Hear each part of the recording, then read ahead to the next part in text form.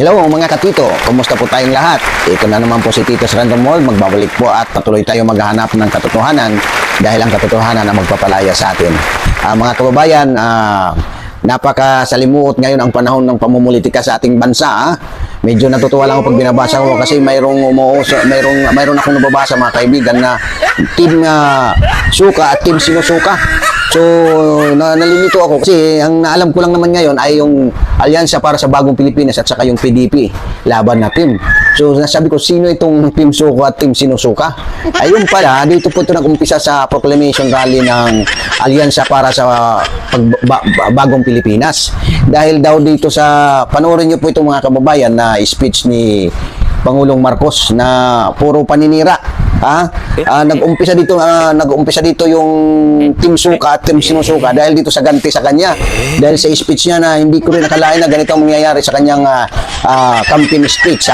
Panoorin po natin ang kanyang speech mga kababayan. Karaniwan ang mga aming kandidato. Hindi po kagaya ng mga nakikita natin sa mga iba't ibang partido. Hirap na hirap makakuha ng kanilang mga miyembro. Ang aming pong ipinagmamalaki at pinaglalaban ay subok na at matagal nang nagseserbisyo sa publiko. Hindi po ay naaawa rin po kuminsan sa ating mga katunggali dahil nagmamakaawa para makakuha ng mga malalakas at magagaling na kandidato. Di tulad ng iba, karampot lang ang kandidato. Dito po, buo kami. Hindi lamang buo sa numero, ngunit buo ang loob para ipaglaban ang kapakanan ng bawat Pilipino at ang buong Pilipinas.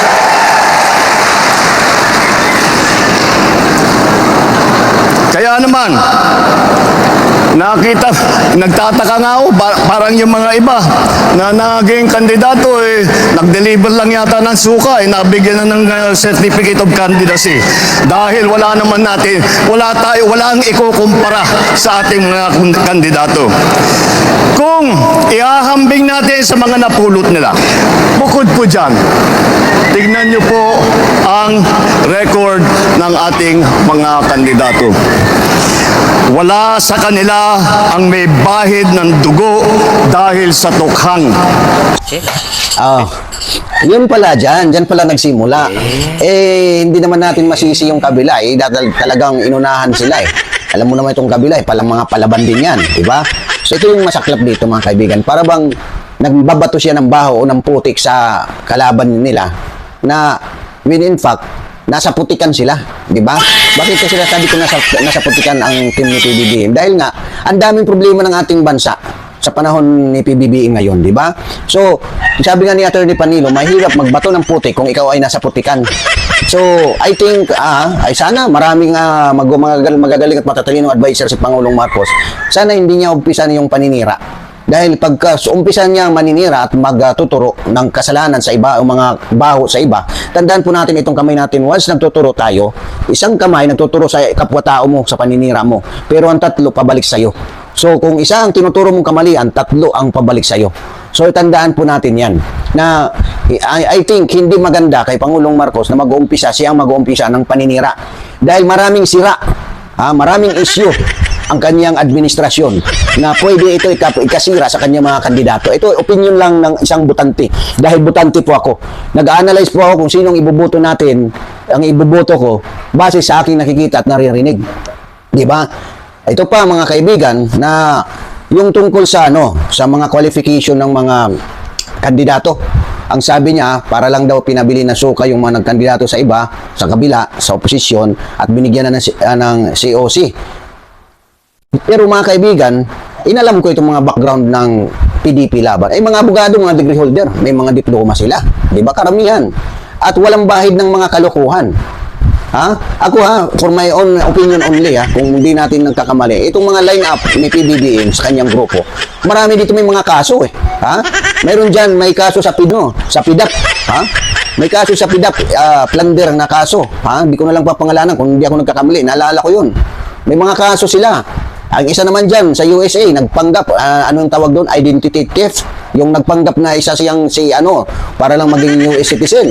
So, mahirap tayo magturo sa kapwa, sa ating mga kalaban, ng mga putik o ng mga baho na in fact, yung grupo mo, maraming baho yan. Di ba? So, diyan pa lang, dali na kayo sa mga butante. Kasi nga, itong campaign strategy ni Pangulong Marcos sa kanyang mga pananalita, hindi pwede ito na ngayon sa panahon ngayon kasi mga Pilipino, mga matatalino na, hindi kami dito nag-aantay ng paninira na pag magaling ka manira o magaling ka magturo ng kasalanan, panalo ka na, iboboto ka na ng mga Pilipino. Hindi po gano'n ng mga Pilipino ngayon, mga matatalino na. At hindi na kailangan natin iligaw ang mga Pilipino sa isyu. Ha? Ito pa yung masaklap dito mga kaibigan na gusto ko lang mag-react dito dahil nga panahon ni Pangulong Duterte, isa akong na-witness, eyewitness ako sa sitwasyon ng panahon ni Pangulong Duterte. Hindi po malagim ang panahon ni Pangulong Duterte kasi naman narinig ko sa kanya na kung ibubuto nyo sa sino bang gusto nyo manalo, yung gusto natin bumalik ang lagim, ang kadiliman sa ating bansa. So, sa panahon ng Pangulong Duterte, ito opinion ko lang to, sarili kong opinion. Napakatahimik ang ating bansa. Pwede ka maglakad ang hating gabi na wala kang kinatatakutan. Although, aminin ko siguro, kadiliman at lagim doon sa mga kriminal, sa mga addicts, sa mga hold-upper, sa mga kidnapper, sa mga drug addicts, drug lords, malagim talaga sa kanila. Pero sa mga inosenteng sibilyan, sa mga inosenteng sibilyan, sa mga matitinong sibilyan, sa mga law-abiding citizen, napakatahimik at napaka-order ang ating bansa. Napaka-peaceful ang ating bansa at malaya tayong naglalakad kahit hating gabi. Pero ngayon, mga kaibigan, masakit man ito pakinggan, pero ito, opinion ko lang sasabihin ko sa inyo, ngayon baliktad. Alam niyo yung baliktad? Malaya ngayon nakakalakad ang mga kriminal. Malaya nakakagawa ang mga kriminal ngayon. Dahil alam niyo, pansinin niyo diyan sa napapanood niyo diyan sa mga balita. May mga latest lang, may dalagita yata. Ininagay sa loob ng malita at tinapon sa ilog. Ito pa, ito sinasabi ko sa inyo na ngayon nasa panahon ng kalagiman ang ating mga inosenteng sibilyan, ang ating mga law-abiding citizens, tayong mga Pilipino, at ang mamayagpag ngayon ay ang mga kriminal. Ito pa, napapanood nyo ito sa social media, nagla-live sila, nagda-drugs, nagsisinghot sila, nagsisinghot, gumagamit, live. Hindi lang isa, hindi lang pangalawang napanood ko, 3 beses, 4 na beses na naka-live sila. So, namamayagpag sila. Baka ito yung sinasabi ni Pangulong Marcos na na nasa malaya tayo, nasa peaceful ngayon. Dahil ang mga kriminal, baliktad ngayon. Dahil ang mga sibilyan ngayon, ang mga matitino, natatakot ngayong panahon na to. Aminin natin sa hindi, yan ang totoo. Na kahit nga sa social media, makikita mo na yung mga nagda-drugs. Mayroon nga siya, napanood ko sa na nervous breakdown dahil 3 araw walang tulog. At epekto siguro yan, akin lang, epekto siguro yan, yung sinasabi na pandagdag lang ng isang dyan, yung paggagamit ng droga, pagdagdag lang sa panlaban sa puyat. Ayan, sumubra 3 araw, walang tulog-tulugan, diba? So nagkaroon ng nervous breakdown. So mga kaibigan, hindi po ang mga Pilipino tanga, sa pangungumpanya, hindi po kailangan natin ang magsiraan. Dahil kung mahirap manira ng kapwa-tao kung ikaw ay sira. Sa totoo lang, mga kaibigan. So, ito pa mga kaibigan, itong bahid ng dugo, sabi niya, bahid ng dugo. Yung kabila daw, may bahid ng dugo dahil sa tukhan. Mas gugustuhin ko pa, bilang isang butante, mas gugustuhin ko pa ibutat, bumalik yung dati. Dahil ang dati, oo nga, malagim siguro, lagim sa mga kriminal. At peaceful ang mga inosente. Sa ngayon, baliktad. Walang katahimikan ngayon ng mga sibilyan dahil nga, itong mga matitinong sibilyan, dahil nga laganap na ngayon, wala nang takot. Diba? So, Pogo, kinukunik ka si Pangulong Duterte sa Pogo na paulit-ulit na investigasyon na wala naman talagang naikukunikta kay Pangulong Duterte. Ito aking opinion lang, obserbasyon ko lang sa investigasyon sa Kongreso. Pero ito yung mas malaki. Ito yung sinasabi na mahirap magbato ng putik, magbato ng putik kung ikaw ay nasa putikan. Dahil itong Pogo, ito may lumabas dito, ipiplikin natin ito, itong itong pagbubulgar ni Yumi, ni Yumi, ito yung vlogger ito, at saka ito mag-ina ito, at saka yung mama niya, binulgar niya na yung mga nahuli na Chinese at saka Taiwanese national na 600 daw katao, ito according sa kanila, ay pinatakas doon sa Clark International Airport at sakay ng 3 eroplano. Sino daw ang involved nito? Anak ng senador at saka yung 2 senador. Panoorin po natin itong video. Yung mga Chinese na nahuli sa Pogo, Chinese, Taiwanese, lahat ng nahuli sa Pogo, 600 people. 3 eroplano pinatakas ni Maan. 3 eroplano pinatakas ni Maan. At Nag-overtime ang mga tao para tatakan ang mga passport ng lalabas ng Pilipinas. Alam, hindi ko alam yun. 20,000 bawat isang empleyado ng Clark Airport. Nang araw yung pinaalis sa mga Taiwanese, 3 eroplano. Ang sabi ko nung una, isa lang. Kita nyo, wala ng Taiwanese sa Chinese ngayon, di ba? Pinatakas na ni Maan. Maan ang nagpatakas noon. At 2 senator ang involved. Noon. At 2 senator ang involved. May ebidensya kami. Oh, di ba? Kaya ako galit na galit. Akala sa Mindanao, hindi po sa Mindanao. Sa Clark Airport po pinalusot ang may 600 plus na Taiwanese na sumakay sa 3 eroplano. Oh.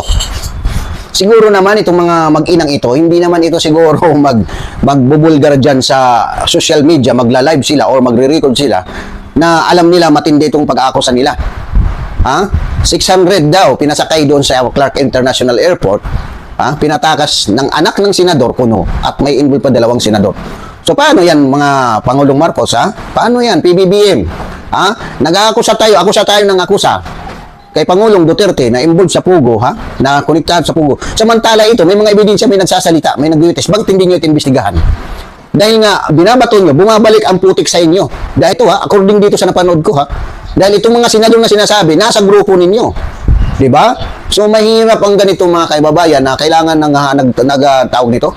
Ang mga Pilipino ay nagsisigaw po ng katarungan, ha? Ng transparency. So, hindi po solusyon ang magbabato tayo ng mga putik o paninira sa kapwa-tao dahil alam natin na marami ang mga problema ng ating bansa na pwede nating tawagin putik, ha? Putik sa administrasyon, di ba? So, pandemic, ha? Yung pandemic daw, masabi ni Pangulong Marcos, marami daw ang nagkandamatay, ha? At maggrabe ang korupsyon. Balik tayo dito sa marami na nagkandamatay, namatay dahil daw napabayaan. Ang alam ko mga kaibigan, ang Pilipinas, pinakamababa ang namatay sa pandemic at talagang maraming namamatay kahit saang bansa. Pero sa pabayaan, sa sinasabing napabayaan dahil nakandamatay, parang hindi ako naniwala doon mga kababayan. Dahil alam mo, totoo niyan mga kaibigan, kung hindi si Pangulong Duterte ang naging presidente ng panahon ng pandemic, paano kaya ang Pilipinas, paano kaya mga Pilipino nung panahon ng pandemic? Pasalamat tayo nga dahil ako nasa Saudi Arabia ako nung panahon ng pandemic. Umuwi na lang ako ito patapos na yung pandemic ng 2020. Ha? Grabe ang pinagdaanan ng Saudi Arabia nung panahon ng pandemic. Pero dito sa Pilipinas, kahit ganun pa na yan, lockdown, nabuhay ng maayos ang mga Pilipino, nakakain ng maayos sa tulong ng gobyerno. Ito ang totoong istorya mga kaibigan. Kung hindi si Pangulong Duterte ang naging presidente nung panahon ng pandemic, ito prangkahan salita kung si Bongbong Marcos ang napresidente, saan kaya tayo pupulutin? Baka hindi lang tipre ang magkakandamatay nung panahon ng pandemic. Dahil sa ngayon na hindi pandemic, grabe ang gutom ng mga Pilipino. Grabe ang mahal na bilihin ng sa ngayon. Di ba? So, tansyan ninyo, ha? Prangkahan salita, tansyan ninyo kung kumparahin natin. Kung si Bongbong Marcos ang naging presidente ng panahon ng pandemic, saan kaya tayo pupulutin? Grabe ang korupsyon. Kung ang pera ng pandemic ay kinurap sa panahon na sitwasyon ngayon, ha? Ibinabato yung mga sako ng pera, ha? Never ako nakaalala na mayroon na balita na may mga involved sa kay Pangulong Duterte na nangurakot sa during pandemic na sako-sako ng pera. Pero sa panahon niya ngayon, may narinig lang ako, ha? May narinig ako na balita na may mga bit-bit ng mga galing sa bahay ng isang politiko na sako na akala nila pag-akala nila pera. Ito napanood ko lang to, hindi to sa akin galing ang impormasyon.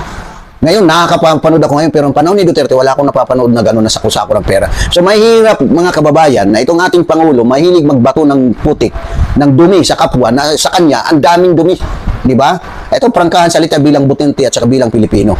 So, hindi ito mga kababayan, magkukos ng unity sa ating bansa. Dahil ang eleksyon, pansamantala yan, lilipas din yan. At sigurado ako, dyan sa kaniyang mga line-up dyan, pagdating ng panahon nakapanalo yan, ang iba dyan, iiwanan siya. Ngayon, tinitiis lang siya. Alam niyo bakit? Ito yung, idudugtong ko ito doon sa pronouncement niya na kinakantsawan niya yung opposition daw dahil hindi makumpleto ang line-up. Hirap na hirap, maghagilap. Natural. Ikaw naman, hindi naman tayo mga tanga dito. Natural. Kung ako ang kandidato, hahabulin ko talaga yung administrasyon na line-up. Kasi bakit? Ang resources, ang pera, lahat nandito sa administrasyon. Yan ang reason na ayaw man natin sa hindi aminin. Ang reason kung bakit ang mga politiko, ang mga kandidato naghabol, malinya dito sa administration, line-up ng mga candidates. Dahil sa resources, sa pera. Diba? Pera ng taong bayan. Yan ang totoo. Diba? Yan ang rason kung bakit kumpletong line-up mo at nagsusubra pa siguro, tansya ko kung may 20. Aabot pa ng 20 line-up mo kung papayagan pa ng 20 line-up. Dahil nga, Sagana sa resources, sagana ng pera ng taong bayan, nandyan, nakapundo sa inyo. Yan ang totoong istorya dyan. Di ba? So, ang hirap, mga kababayan, yung mga pangakong trabaho, parang di ako naniniwala, mga kaibigan. Dahil paano magtatrabaho mga tao, tinuturuan na ng katamaran. Paano? Etong ayuda, ginawa ng pulubi ang mga Pilipino sa pag-titsaga sa maglinya. Di ba? So, paano tayo maniniwala sa trabaho kung itong mga Pilipino ay tinuruan na maging tamad? Ginawa na ang mga Pilipino na pulubi dahil dito sa ayuda. Pansinin nyo, pag may ayuda, grabe ang pila ng mga tao, madaling araw pa, nagtiyatsaga na maglinya. Kawawa at naawa ko sa mga Pilipino kung nakita ko na nakapila sila ng ilang oras nakababa, tapos tatanggap lang sila ng 3,000, ng ilang peso lang na hanggang ilang araw lang yan. So, long-term solution, mga kaibigan. Eto pa, pangako tayo ng pangako, mga kababayan, na yung pangakong 20 kilos na bigas, 20 per kilo na bigay. Hindi nangyari. Ito, napakasimpleng issue lang ito, pero ang daming pinapangako, pangako na naman tayo ng pangako. Ang gusto natin dito yung totoo, katotohanan. Mahirap mangako kung hindi natin totoo pa rin, di ba? Mga kababayan, ang 20 per kilo na bigas, hindi nga nila kaya, hindi nga natupad. So, mangangako na naman tayo ng sa dami ng problema ng ating bansa, hindi na kailangan natin makinig sa mga pangako. Ang kailangan natin, aksyon. Ito, ginawa na tayong ayuda nation, di ba? Dahil sa ayuda, puro ayuda na lang. Yung Malasakit Center, na marami ang natutulungan. Nawalan na ng pundo, di ba? So, ang gusto nila talaga, ang mga Pilipino ay magpupunta sila, magmamakaawa, lilinya, pipilan, magsasakripisyo na parang mga pulubi na mga magmamakaawa. Ito, pasensya na po kayo. Ito ay opinion lang ng bilang ordinaryong Pilipino at bilang Pilipino na mahihirap. Bilang na isa sa mga mahihirap na Pilipino. Kumbaga, mga kababayan, itong pangumpanya ni Pangulong Bongbong Marcos, base sa kanyang mga pinagsasabi o sa kanyang mga speech, ito ay nagpapatunay lamang na hindi siya makamasa. Kasi nga, dito parang minamata niya, hinahamak niya ang mga kandidato sa oposisyon. Di ba? Hinahamak niya, na samantala, di niya alam, ang dami dyan, sa lineup niya, mga drop out. Siya nga mismo Siya nga mismo, sa napapanood ko di lang ako sigurado, wala daw diploma, undergraduate daw. Di ba? So, mahirap magbato ng putik kung nasa putikan ka. Dahil makadumi ka man ng konti sa binabato mo, ikaw, naliligo ka ng putik, mahirap yun, mga kababayan. Di ba? Kung yung kamakailan lang, noong February 15, pagkatapos lang ng Valentine's Day, nagkaroon sila ng rally ang alyansa para sa bagong Pilipinas sa Davao del Sur. Bukod sa hakot daw ko napapanood ko, puro hakot kasi ini-interview. May mga vlogger kasi doon, makukulit din. Ini-interview. Mga galing pa sa kung saan lugar na malalayo. Hinakot. Pero ito lang ang isang komento ko. Mayroon ako dito komento nga gusto ko ng opinion dahil kulang ako sa kalaman sa batas, no? Itong pulis sa Davao del Sur, nagkaroon ng red memo na mag-reinforce. Ibig sabihin, on duty itong mga pulis na pinagsuot ng red t-shirt. So, naka-duty sila, dapat naka-uniform sila. Pero sabihin na natin, okay lang yun kasi may memo na magsusuot as naka-civilian lang sila. Pero, ang sinuot nila, kulay ng politiko, kulay ng grupo. Tapos sasabihin ng mga pulis, ng grupo ng mga ito na pa sila, hindi neutral sila, hindi sila namumulitika. Pero nagsusuot sila ng pula. Tatanong lang po ako, mga kababayan, no? Tama ba? Allowed ba ito, mga kababayan, na ang pulis on duty? Okay, given na yung sinasabi na mag-civilian lang kayo. Mag-civilian lang, huwag magdala ng baril. Okay lang yun. Pero on duty ka, naka-civilian ka nga, pero nagsuot ka kasi political rally yan Political rally yan, mga kababayan. Tapos ang mga pulis na on duty, nagsusuot ng nakapula. I-uniform din yan Political rally yan Kumbaga, affiliation yan ng isang grupo. Magsuot ka nga ng pula na uniform dahil pula yung nagkakaroon ng political rally. Ay parang sinabi na audience ka. Tama po ba?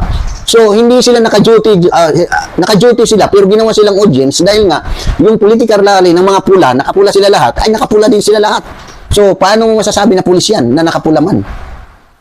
So, patunay lang, kahit sino naman mga Pilipino, pag dinala mo sa lugar na yun, na lahat nakapula, may sasabihin ka ba dyan, may pulis? Wala, dahil nga, nakapula sila lahat. Di ba? So, ang masaklap dito, naka-duty sila, mga kababayan. Ito yung issue. Yun ang tatanong tayo, tama po ba ito? Doon sa mga may alam sa batas, lalo na dyan sa Napolcom, no? Kung tatanong tayo, kung tama po ba ito na ginangyari na pinagsuot sila ng pula na uniform, kung civilian lang, kung nasa memo, civilian, okay lang. Civilian ang attire nila.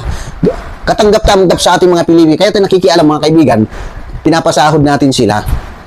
Ang sahod ng mga pulis na ito ay galing sa atin at ang pagsiservisyo nila dapat sa lahat at hindi sa mga paro-partido. Na itong pagsusuot ng pula na uniform, pula na, uniform na yan eh. Hindi na yan civilian attire, uniform na yan ng mga politiko, grupo ng politiko. So uniform nila yung pula. So hindi yan civilian attire, pero uniform na pula ng alyansa ng Bagong Pilipinas, pula, red. Di ba? So, gusto ko po, kung sino man po nakapanood sa video ito, gusto ko po mag-comment dito ng dagdag kaalaman kasi naghanap kami ng katotohanan. Kung tama po ba itong nangyari na ang mga pulis ay pinagsuot ng uniform ng isang political group, ng uniform ng alyansa ng Bagong Pilipinas na t-shirt na pula. Tama po ba ito? Kasi tansya ko kung itong mga pulis, pag sinabing hindi, okay lang, sabihin okay, walang ano. Ang akin lang, paano na po yung mga pulis na papagsuotin din ng uniform ng, ano bang kulay ng PDP? Blue? Paano kung pagsuotin, kunyari, blue? Tapos nag-aatin sila ng political rally ng PDP, naka-blue. Ano kaya ang reaction din ng mga nakapula? Di ba? So, ang atin dito, gusto natin maging fair, naghanap tayo ng katotohanan. So, mahirap kasi na dumating sa punto na ang batas ay minamanipula natin. Yung mga umiiral na batas ay minamanipula natin. Di po ba? So, yun lang po mga kaibigan at I hope sa panahong nito mga kaibigan ay maging matalino po tayong mga botante. Dahil gusto natin ng pagbabago, walang mangyayari ang pagbabago kung hindi magsisimula sa iyo bilang isang botante. Dahil ngayon, grabe po ngayon bumabaha ang pera, bumabaha kung ano-anong mga pangako, bumabaha ng mga anong drama. Huwag na po tayo padadala sa drama. Ito, wala akong kinakampihan dito. Ang akin dito is gusto natin ng pagbabago at siguraduhin natin itong pagbabago ay may sakatuparan na magsisimula sa atin bilang isang botante. Magsisimula po sa atin. Huwag tayo mangarap ng pagbabago kung ikaw ay nababayaran, kung ikaw ay nasusuhulan ng ayuda, kung ikaw ay nagkakamal ng pera na galing sa mga politiko at binibenta mo ang iyong prinsipyo.